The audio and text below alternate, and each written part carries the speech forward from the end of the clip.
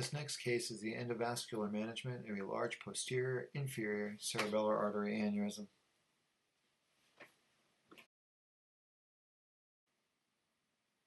This is a 49-year-old female who was involved in a motor vehicle accident. She had a normal examination in the emergency room, but a CT scan showed a large pica aneurysm.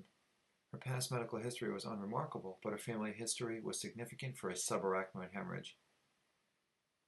The angiogram revealed a narrow-necked, large posterior inferior cerebellar artery aneurysm.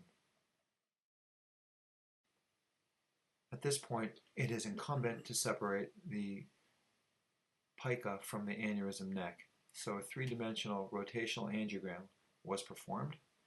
And as you can see, while the vessel is in proximity to the aneurysm, there is a distinct neck, which makes this favorable for coiling.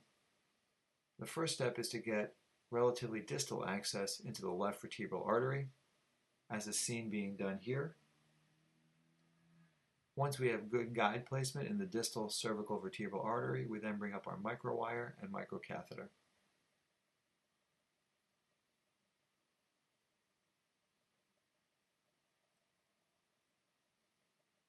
When the microwire and microcatheter are in proximity to the aneurysm, we then use high magnification road mapping technique in order to catheterize the aneurysm, again keeping the tip of the wire away from the dome of the aneurysm to avoid perforation. Then by pulling the wire back, we can advance the catheter over the microwire into a stable position in the aneurysm, somewhere 2/3 away from the neck, 1/3 away from the dome.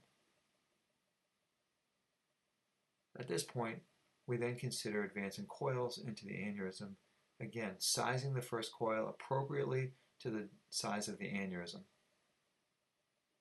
We elect to use three-dimensional coils, again basket technique, progressively going to smaller size coils using the basket in a basket or Russian doll technique.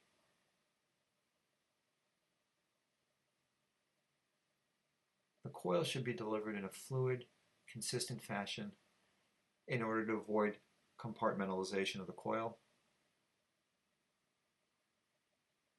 With fluid delivery of the coil, we can often promote painting of the microcatheter, as we see here, and here we can also see that we're coiling from the neck, forcing the coil loops distal and creating a good packing density at the neck of the aneurysm.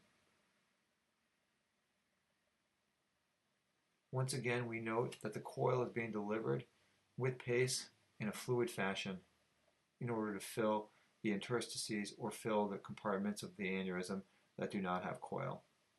We will continue to deliver coil until we feel we've reached sufficient packing density as demonstrated by angiography, at which point we will then remove the microcatheter and microwire.